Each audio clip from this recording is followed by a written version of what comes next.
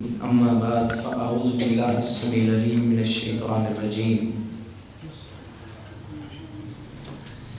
بسم الله الرحمن الرحيم. وإذ آتينا موسى الكتاب والفرقان لعلكم تهتدون. اور جب ہم نے عطا کی موسیٰ علیہ السلام کو کتاب اور فرقان تاکہ تم ہدایت پا جاؤ. سورۃ البقرہ آیت نمبر 53 دوہرا لیں. وَإِذْ آتَيْنَا، اور جب ہم نے عطا کی موسیٰ علیہ السلام کو الکتاب کتاب والفرقان اور فرقان لعلکم تہتدون تاکہ تم ہدایت پا جاؤ.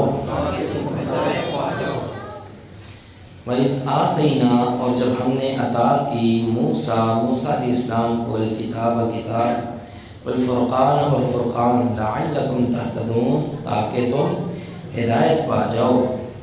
یہ آیت نمبر ہے 53. آیت نمبر 52 اور 51 کل ہم نے پڑھی تو تھی لیکن ان کی ابھی وضاحت باقی تھی. وَإِذْ وَعَدْنَا مُوسَىٰ 40 لَيْلَةً، اور جب ہم نے وعدہ کیا موسیٰ علیہ السلام سے 40 راتوں کا. ثُمَّ اتَّخَذْتُمُ الْعِجْلَ، پھر تم نے بنا لیا بچھڑے کو معبود مِن بَعْدِهِ، اس کے بعد. وَأَنْتُمْ ظَالِمُونَ، اس حال میں کہ تم ظلم کرنے والے تھے. ثُمَّ عَفَوْنَا عَنْكُمْ، پھر ہم نے معاف کیا درگزر کیا تم سے. مِن بَعْدِ ذَلِكَ، اس کے بعد. لَعَلَّكُمْ تَشْكُرُونَ، تاکہ تم شکر گزار بن جاؤ. وَإِذْ وَعَدْنَا مُوسَىٰ 40 لَيْلَةً، اور جب ہم نے موسیٰ علیہ السلام سے 40 راتوں کا وعدہ کیا. یہ طور پہاڑ پہ اللہ تعالیٰ نے موسیٰ علیہ السلام کو بلایا، 30 راتوں کا وعدہ کیا. فَأَتْمَمْنَاهَا بِعَشْرٍ، 10 راتیں مزید بڑھا دی، 40 راتیں مکمل کی. پھر اللہ تعالیٰ نے موسیٰ علیہ السلام کو تورات عطا فرمائی. یہاں ہم نے ایک نقطہ ذکر کیا تھا کہ دنیا اور ارد گرد کا ماحول یہ بندے کے دل پہ بڑا مؤثر ثابت ہوتا ہے، یہ اثر کرتا ہے. اس کے لیے اللہ نے ہمیں تنہائی اور اعتکاف کا نظام دیا. اور اعتکاف کے علاوہ ویسے بھی ہمیں کبھی کبھار تنہائی میں جا کے اللہ کا ذکر کرنا چاہیے، اپنی خطائیں یاد کر کے اس پہ رونا چاہیے اور اللہ سے معافی بھی مانگنی چاہیے. تیسرا کہ ماحول کا جب یہ اثر ہوتا ہے، ماحول کے اثر کو کیسے ختم کریں. ایک تو تنہائی، دوسرا علم اور علماء کی محفلیں اختیار کریں. کیونکہ یہ بات یاد رہے، جس طرح شیطان بندے کو ورگلاتا ہے اسی طرح دنیا یہ بھی بندے کو ورگلاتی ہے اور اللہ سے دور کرتی ہے. تیسری چیز ہے نفس امارہ، یہ بھی بندے کو برائی پہ ابھارتا ہے، اللہ سے دور کرتا ہے یہ نفس. چوتھی چیز ہے لوگ، کثرت سے لوگوں کے ساتھ تعلق رکھنا، لوگوں کو ملنا، یہ بھی چیز اللہ تعالیٰ سے دور کرتی ہے. اس کے لیے ایک علاج تو شریعت بتلاتی ہے تنہائی. جیسے موسیٰ علیہ السلام کو اللہ نے تنہائی میں بلایا، طور پہ بلایا، اور نبی علیہ السلام حرا کی غار میں تنہا رہتے تھے. دوسرا اس کا علاج ہے کہ اپنے دوستی ان لوگوں سے رکھیں جو دیندار ہوں. بلکہ حدیث نبی علیہ السلام کا فرمان ہے المرء علی دین خلیلہ، آدمی ہمیشہ اپنے دوست کے دین پہ ہوتا ہے. کسی انسان کو چیک کرنا ہے، آپ اس کے دوستوں کو دیکھ لیں، دوست کیسے ہیں اس کا پتہ چل جائے گا کہ یہ انسان کیسا ہے. المرء علی دین خلیلہ، آدمی اپنے دوست کے دین پہ ہوتا ہے.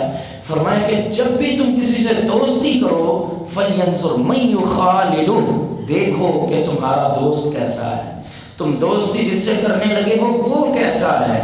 تو لہٰذا اس چیز کا علاج اچھے لوگوں کے ساتھ اور دیندار لوگوں کے ساتھ دوستی اختیار کریں. فرمایا کہ ثم اتخذتم العجل، ادھر موسیٰ علیہ السلام طور پہ گئے، ادھر قوم نے کیا کیا؟ جیسا ہم نے ذکر کیا تھا، سامری اس نے زیورات اکٹھے کیے، بچڑا بنایا، عبادت شروع کر لی۔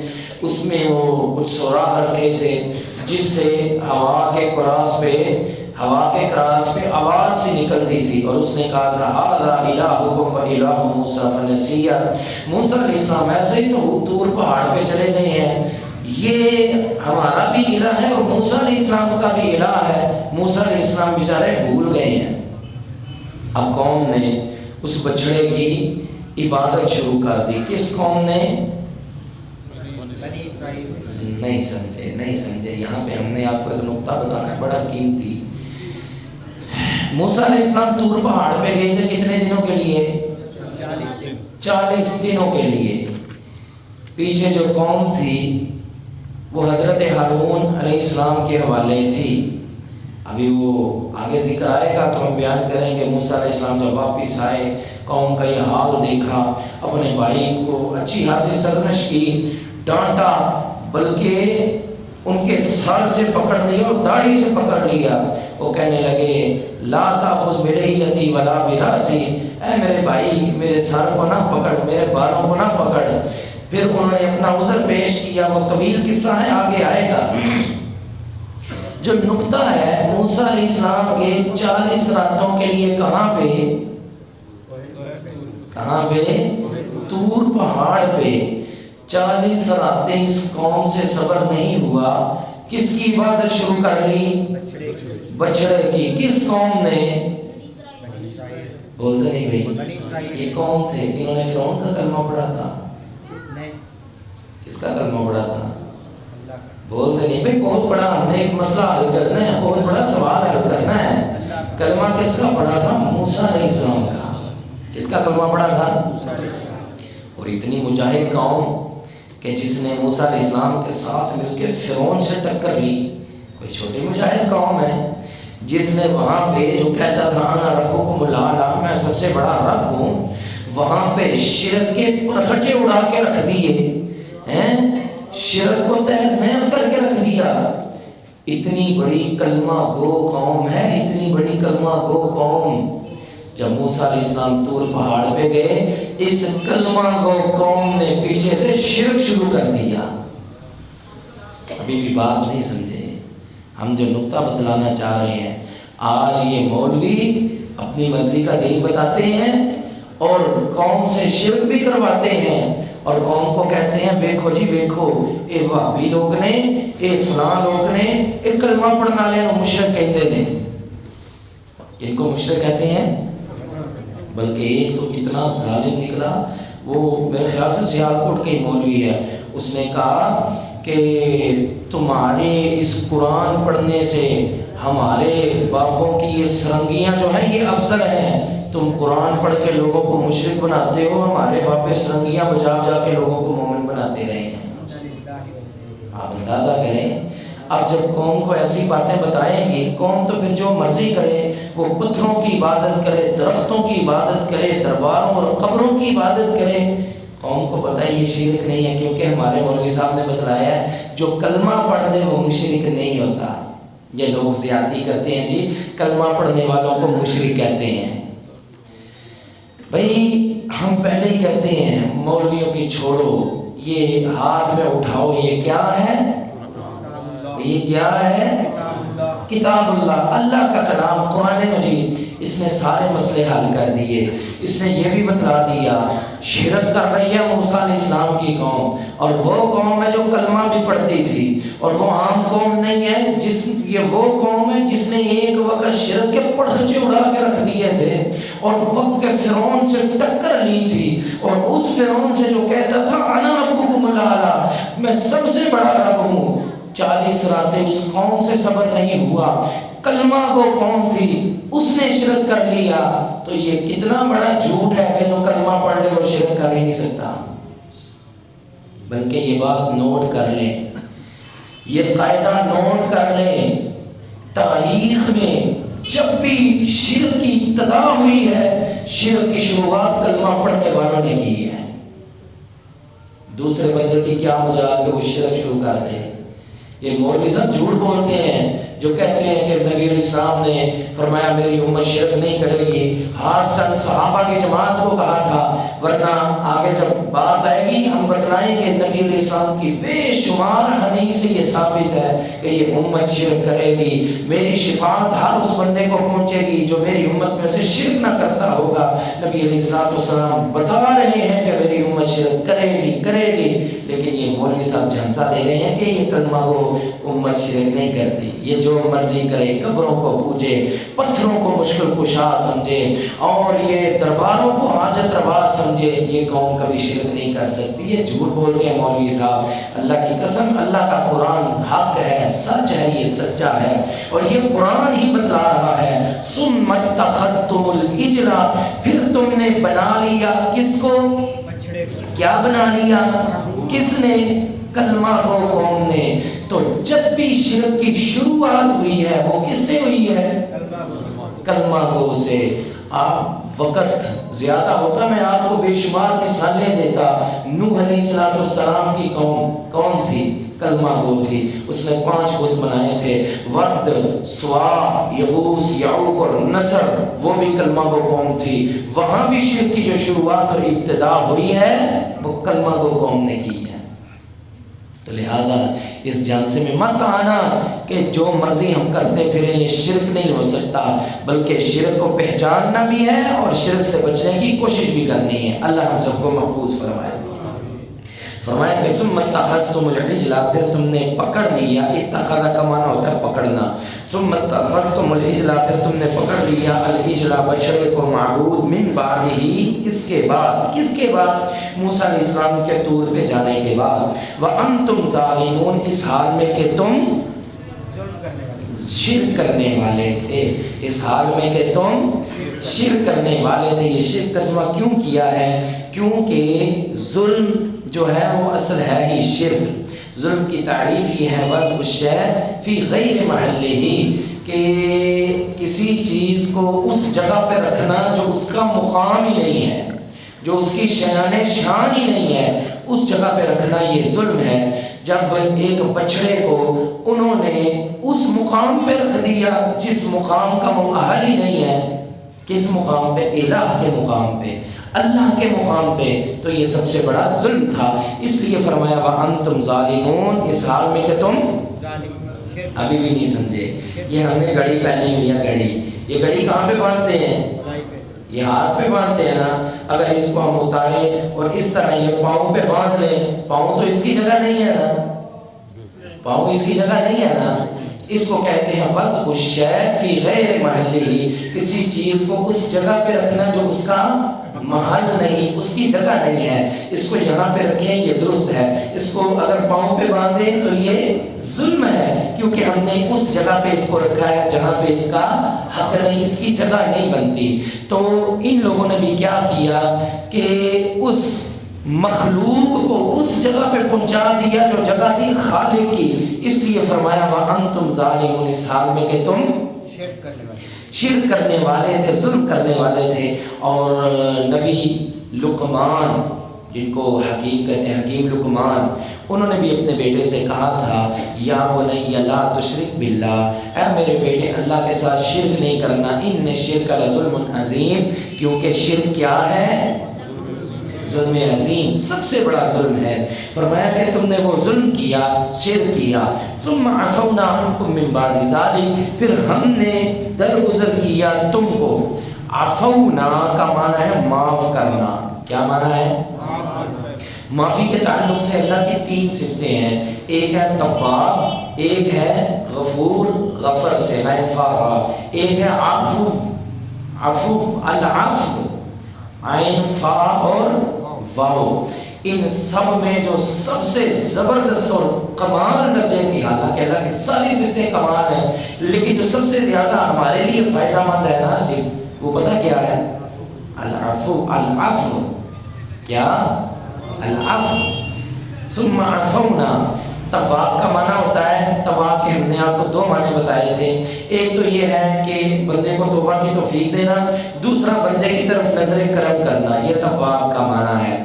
دوسرا معنی ہے غفر، غفر کا معنی ہے گناہ کو چھپا دینا، گناہ مٹانا نہیں، ختم نہیں کرنا بلکہ چھپا دینا. جیسا کہ حدیث میں کہ اللہ تعالیٰ چھپا دیتا ہے، پردے ڈال دیتا ہے. قیامت کے دن ایک بندے کو اللہ کے دربار میں لایا جائے گا اور یوں اس کے اوپر چادر ڈال دی جائے گی اور پتہ نہیں کہ کیا باتیں چلتی رہی ہیں خالق اور مخلوق کے درمیان، عابد اور معبود کے درمیان.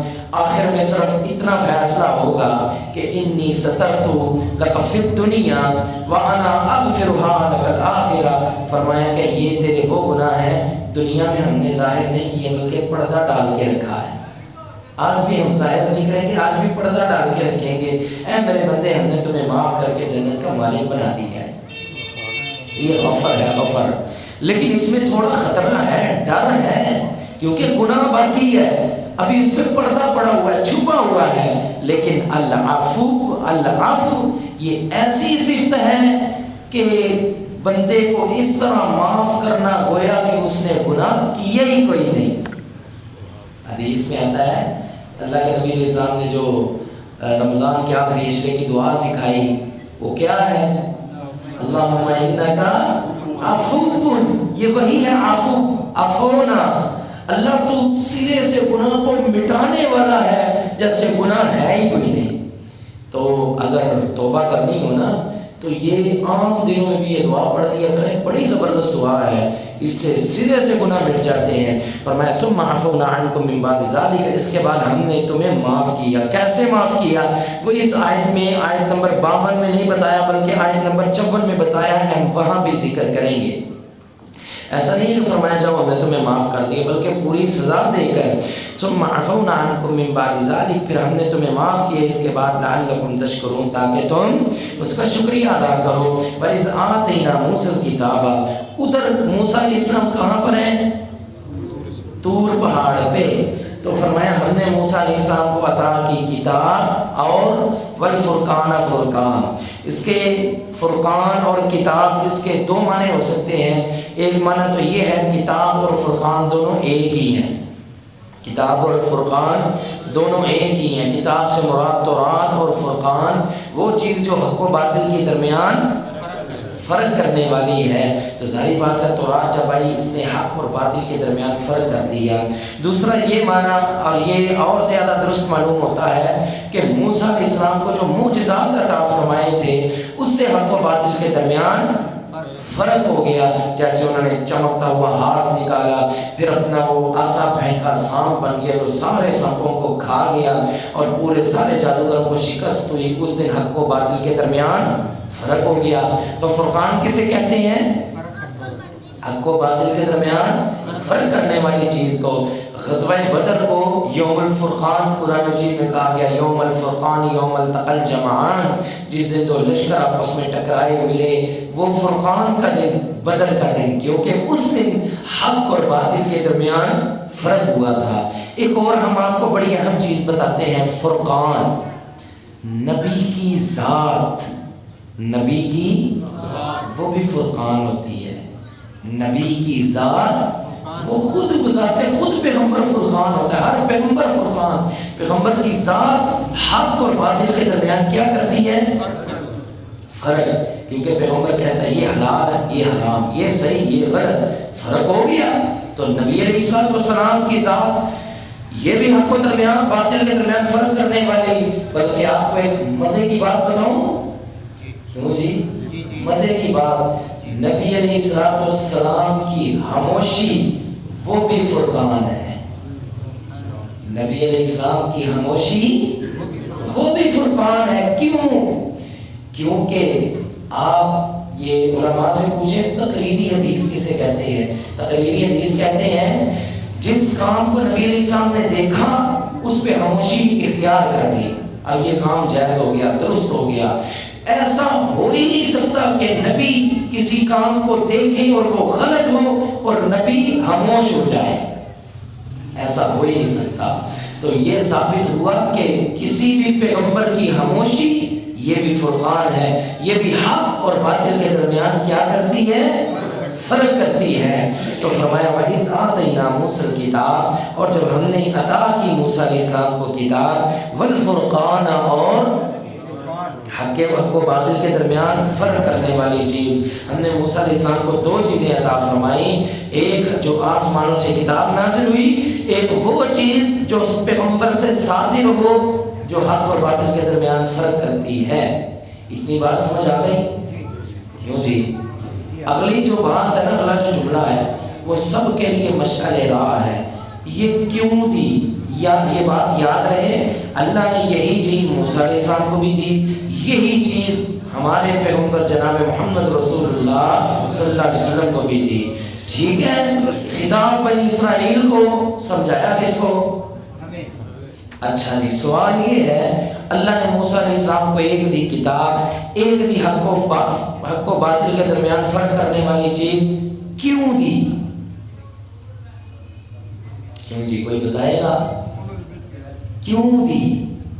آگے لکھا ہوا ہے لعلکم تہتدون. اس جملے کو پلے باندھ لیں، قسم سے بہت بڑا جملہ ہے. اگر یہ جملہ سمجھ آ گیا کوئی بندہ گمراہ نہیں ہوگا. یہ صرف اتنا سا جملہ، ہم ترجمے میں اکثر یہی ترجمہ سنتے ہیں لعلکم تہتدون، تاکہ تم ہدایت پا جاؤ، بس اتنا ترجمہ کیا آگے نکل گئے. یہ زیادتی ہے اس جملے کے ساتھ جب تک اس جملے کی وضاحت نہ ہو. لعلکم تہتدون، اللہ نے پیغمبر کو کتاب دی اور دوسری چیز حق و باطل کے درمیان فرق کرنے والی چیز دی. وہ چیز دینے کا مقصد کیا تھا؟ کیا مقصد تھا؟ تاکہ تم ہدایت پا جاؤ. یہ دو چیزیں موسیٰ علیہ السلام کو ملی، کس لیے؟ تاکہ جو بھٹکے ہوئے لوگ ہیں وہ ان دونوں چیزوں کو تھام لیں اور ہدایت پا جائیں، ان دونوں چیزوں کو مضبوطی سے پکڑ لیں اور ہدایت پا جائیں. اور میرے پیغمبر نے فرمایا ترکت فیکم امرین. یہاں پہ کتنی چیزیں ہیں؟ بولے نا، کتنی چیزیں ہیں؟ دو. آپ نے فرمایا ترکت فیکم امرین، میں بھی تمہیں دو ہی چیزیں چھوڑ کے جا رہا ہوں.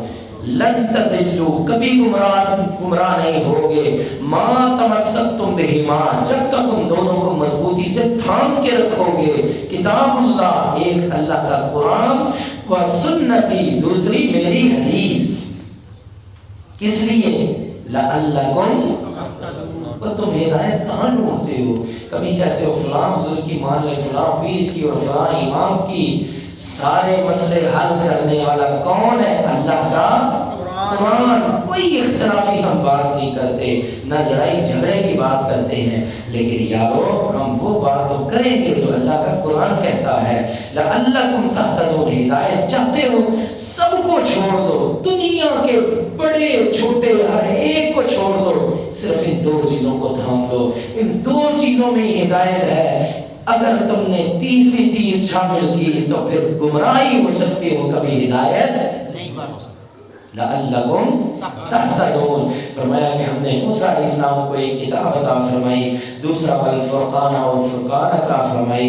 لعلکم تہتدون، تاکہ تم ہدایت پا جاؤ. ہمارے لیے بھی یہی سبق ہے. اللہ نے پیغمبر علیہ السلام کو کتاب عطا فرمائی اور حکمت عطا فرمائی. کس لیے؟ تاکہ یہ جو گمراہ قوم ہے یا راستے سے ہٹی ہوئی قوم ہے، یہ قوم ہدایت پا جائے. ہدایت کے لیے آپ علیہ السلام نے خطبہ حجۃ الوداع کے کچھ دیر بعد ہی وہ غدیر خم کے موقع پہ جو خطبہ ارشاد فرمایا، اس میں فرمایا لوگوں کتاب اللہ کو مضبوطی سے تھامنا، وَعَزُّوا عَلَيْهَا بِالنَّوَاجِزِ، اسے تاڑوں سے مضبوطی سے پکڑنا، تاڑوں کے ساتھ. یعنی اتنا گہرا تعلق تمہارا اس کتاب اللہ سے ہو. کتاب اللہ یعنی قرآن و حدیث کا مجموعہ. لہذا آج بھی کوئی ہدایت چاہتا ہے تو صرف ان دو ہی چیزوں میں ملے گی، تیسری کوئی چیز نہیں ہدایت دینے والی. اللہ تعالیٰ ہمیں زندہ رکھے اسلام پہ، موت آئے اسی ہدایت پہ. اللہ ہمیں کلمہ توحید نصیب فرمائے. آخر میں نماز کی نشست، اس میں آج ہم بیان کریں گے سترہ. نماز کے لیے شرط یہ ہے سترہ. جب نماز پڑھے نبی علیہ السلام نے فرمایا کہ سترہ کی طرف کھڑے ہو.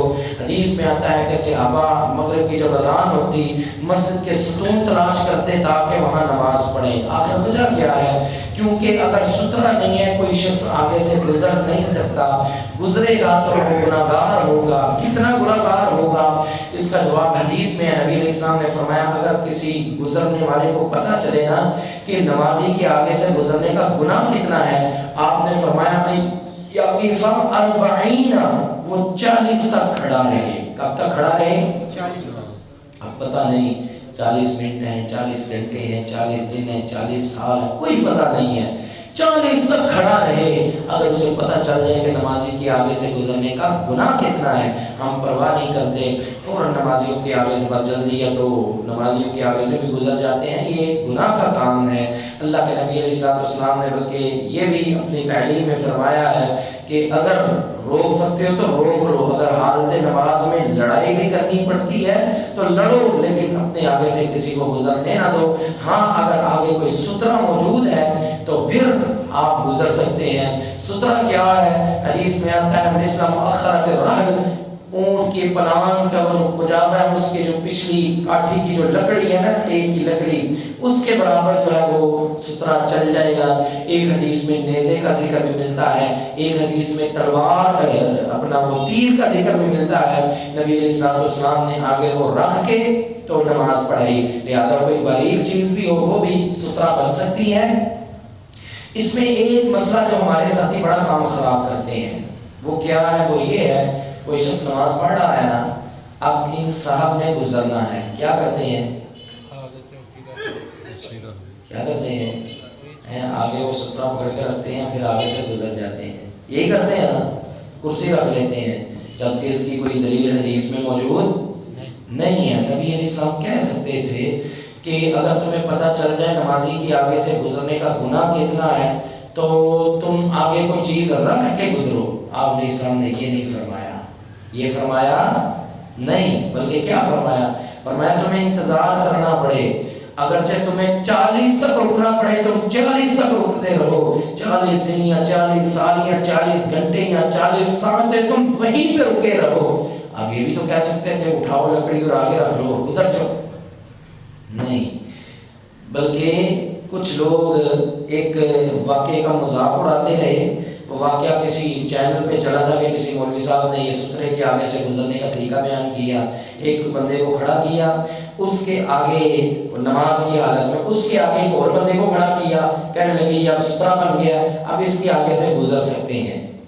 ٹھیک ہے، اب اس کو نکالنا کیسے ہے؟ یہ بندہ ادھر سے ادھر چلا گیا، اب ادھر جا کے اس نے یہ پیچھے کھڑا ہو گیا، اب اس بندے کو نکال لیا، اب یہ دائیں بھی جا سکتا ہے بائیں بھی. عجیب یہ کھیل سا کھیلا جو سب لوگوں نے بڑا مذاق اڑایا اور بڑا لوگ ہنسے کہ یہ مولوی صاحب نے کیا کیا ہے. ان لوگوں سے ہم کہتے ہیں اس پہ تو ہنسے تھے، آپ یہ جو عمل کر رہے ہیں کہ ایک نمازی نماز پڑھ رہا ہے، جب وہ دل چاہے گزرنا ہے آپ اٹھا کے لکڑی آگے رکھی، گزر کے اٹھا کے لکڑی پھر پیچھے، کیا یہ عمل نہیں ہنسنے والا؟ کیوں جی؟ اس میں نہیں ہنسی آتی؟ دلیل اس کی بھی نہیں ہے، دلیل اس کی بھی نہیں ہے، مذاق اس نے بھی کیا، مذاق آپ نے بھی کیا ہے. لہٰذا ایسا کام جو شریعت سے ثابت نہیں اس سے پرہیز کریں. 4 رکعتیں زیادہ سے زیادہ ہوں گی، کتنی لمبی، انتظار کریں. ہاں اگر کسی نے نماز سے پہلے سترہ رکھ لیا تو ٹھیک ہے، دوران نماز سترہ رکھنے کی کوئی دلیل حدیث میں موجود نہیں ہے. اگر دلیل ہونی ہوتی تو یقیناً اس حدیث میں ہوتی جس میں آپ نے فرمایا کہ انتظار کرے. نبی علیہ السلام نے حالت نماز میں آگے کچھ رکھنے کا حکم نہیں دیا بلکہ کس چیز کا حکم دیا ہے؟ انتظار کا. تو لہذا اس میں انتظار ہی کیا جائے گا، یہی بہتر ہے. اگر آگے سترہ نہیں ہے تو کیا نماز باطل ہو جائے گی؟ تو اس کا جواب یہ ہے نماز تو باطل نہیں ہوگی. ہاں کچھ چیزیں ایسی شریعت نے بتلائی ہیں جس سے نماز بھی باطل ہو سکتی ہے.